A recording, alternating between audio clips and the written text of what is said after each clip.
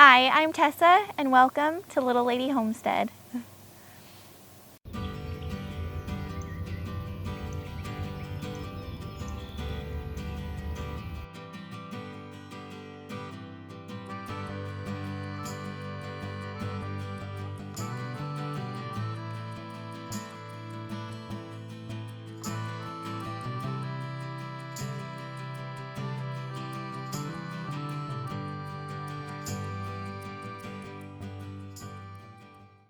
So you can hear Gracie back there.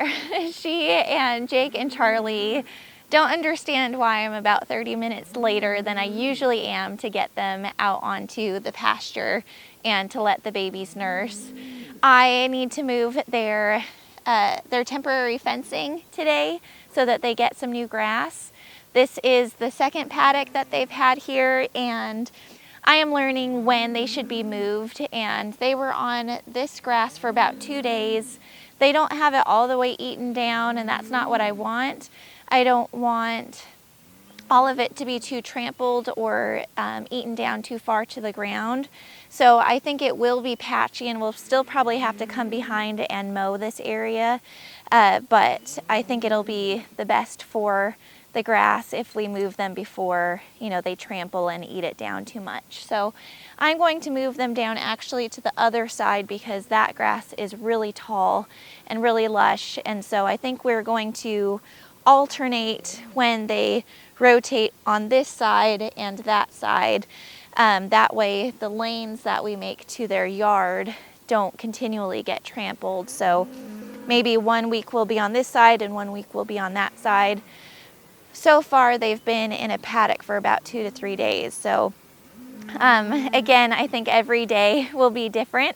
I just look at the grass to see if I think they can last on there another day or if we need to move them. So I'm going to go ahead and give Gracie her grain and let the boys nurse, and then I'll set up their new temporary fencing.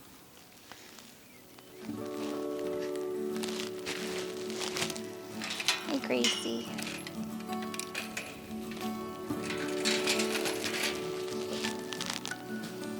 Hey, sweetie. All right, come on.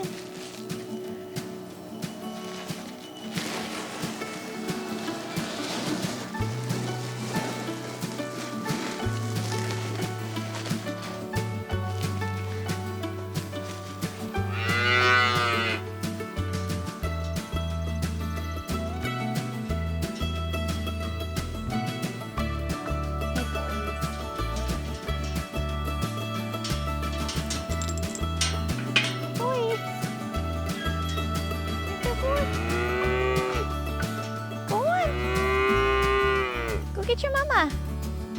Go get her. Go on.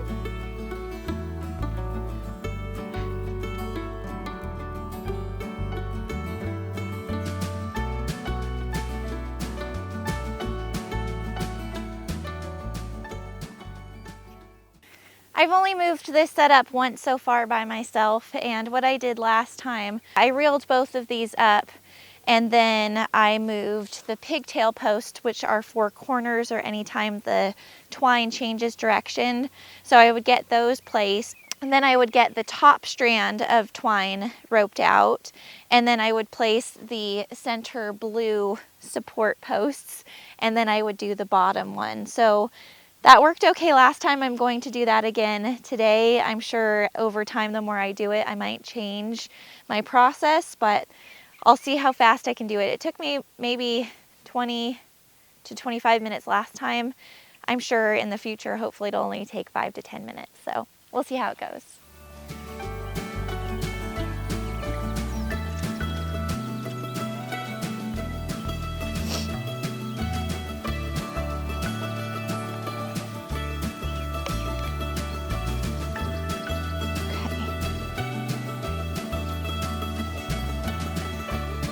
So I know it's important to keep this tight as you wind it up so that it winds up tightly.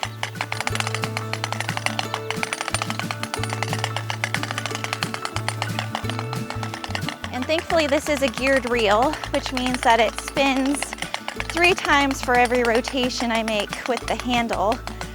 so it can move faster than I can walk.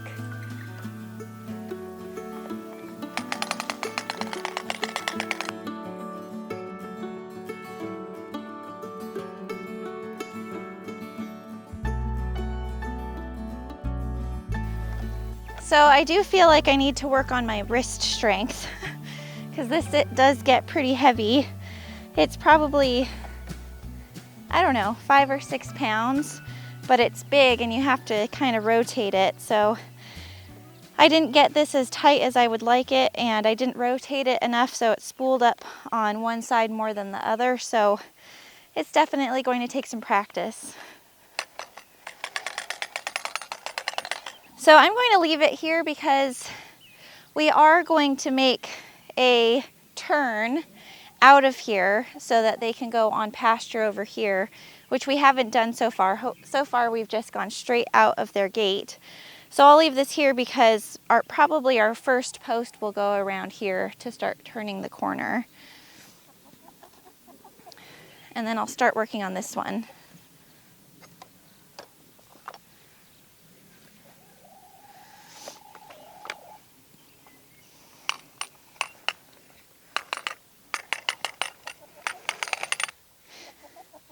I'm going to move the Energizer because I want it to be on the outside of the corner. That way I can access it from when I come in from the house. Now I'm going to go pick up all the posts so that I can start laying them out in the new configuration.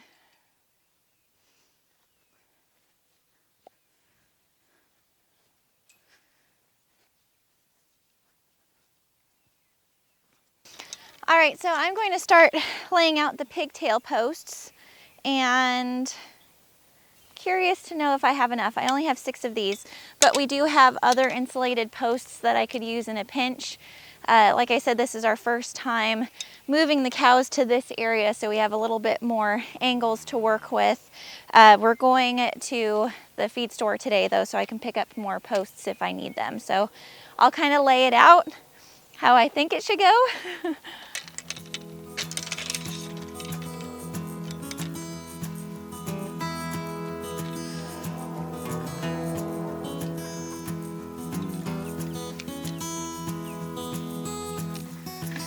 See.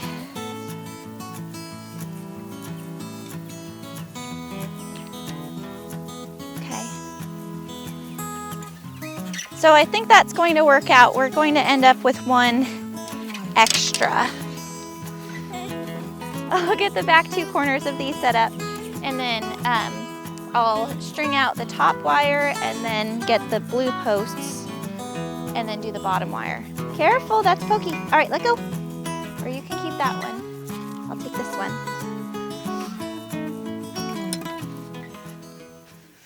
Well, I changed my mind.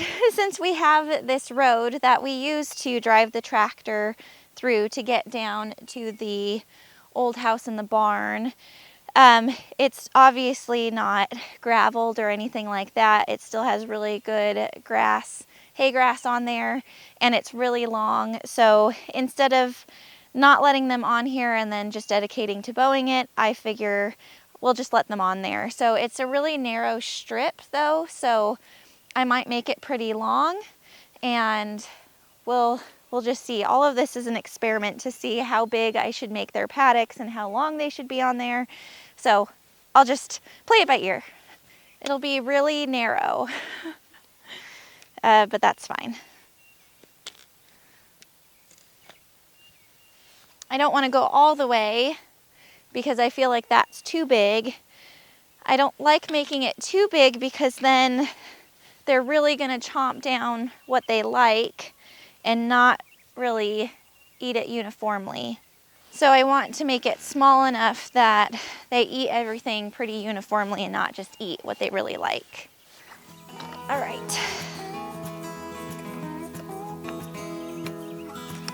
So now I take the brake off of this.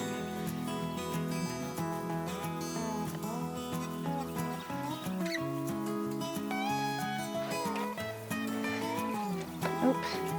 And see, this is what the mistake that I ran into last time is that I would let it get too loose on the reel and then it would jump off the reel, which is not good. So that is another thing that I have to learn, is how to loosen it but keep it tight while I'm walking so it doesn't jump off the reel.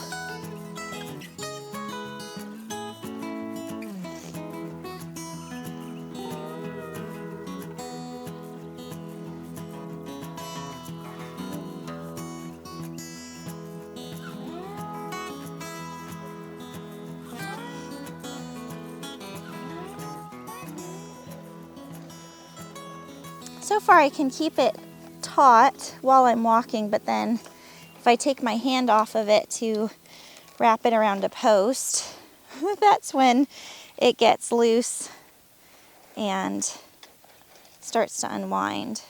This is such a thin, narrow strip because it's the road. I am limited on this side because we planted little saplings, which now I'm not even sure we're going to keep them because it's just hard to commit to planting trees that are so small. And so we might end up keeping these somewhere else on the property, letting them grow and getting bigger trees. I'd really like to get chestnut trees in here because then once they produce, the cows can eat them out here and have shade. And then I'll go get the bottom strand and string that across. This is such a small area. I'm sure that this will only last at max 2 days, but still at least we'll do this side and then maybe we'll go on the other side of these trees and do a strip down, and then they'll get the rest of this rectangle here. The cows are so ready. They don't understand why they haven't been let out yet.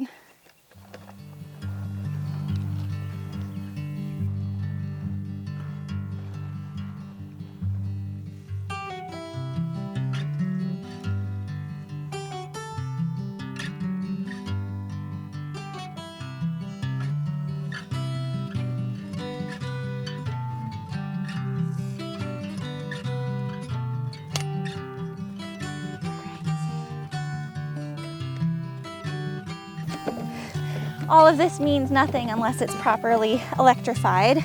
So I'm going to get the Energizer hooked up. I open the gate inward. All right, watch out, guys. Come on, let's go. Jake, you're a big boy. Come on, Jake.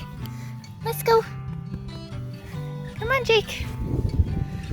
Come on. Beep, beep. Beep, beep. Go on. Go with your mama. Gracie's ready. Go on, Charlie. Go on. And so then this doesn't close. We put this on here because they have their water here and their shelter that they can access.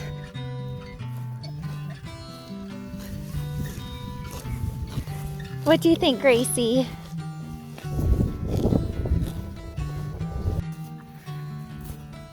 It's one of my favorite things to watch a cow eat grass.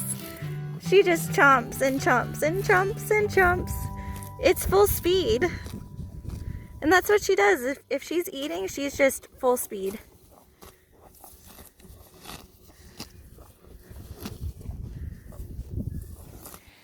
So with rotational grazing, it's kind of like an art, trying to figure out how much time a certain number of cows should stay on a certain paddock where it's best for the cows and best for the pasture.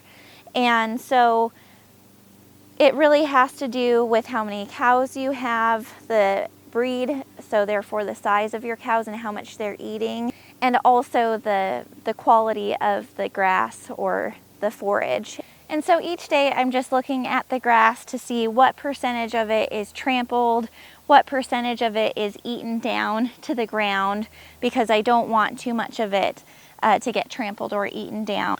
So in their previous 2 paddocks, there were still definite like fluffy spots left of grass, but I could see that the majority was eaten down within 3 to 4 inches of the ground, and I didn't want it to get too close in any spot because they do munch and walk and munch and walk and munch and walk. It's not their priority to make sure everything looks neat and tidy.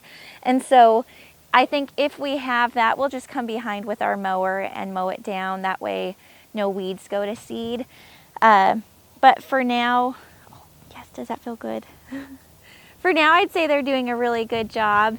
And it's kind of funny because the grass is getting so long in a lot of places. She really likes being scratched back here. That I wish that we had more cows so that we could, you know, mow more efficiently. But as the boys get bigger, then we'll probably have to increase the size of the paddocks and increase the frequency that we move them, because right now it's mostly just Gracie grazing, and Jake and Charlie are just kind of munching here and there, you know, getting their rumens ready for when they wean, but they're not anywhere close to that yet. This morning was their 3rd move, and it was my 2nd time, you know, getting all of this equipment gathered up and then moving it. Hi, sweetie. And so there's definitely a learning curve. Oh, her tongue. So there's definitely a learning curve when it comes to using the equipment. The reels, you know, are heavy and you have to keep tension on them when they aren't locked and you're unraveling them. So I did have some struggles with that, but I'm sure as time goes on, I will get better with it, and it won't take me 30 minutes to do it. It'll only take, you know, 5 to 10 minutes. And so I look forward to that day, but for now, I am so happy that we're able to do this. We're able to keep them on new grass and not have to feed them hay for about 7 months of the year. Oh, her tongue. Why are you licking me? Thank you, Gracie. Yes, I know. So that's it for this video. Thank you so much for watching Little Lady Homestead, and I'll see you in my next one.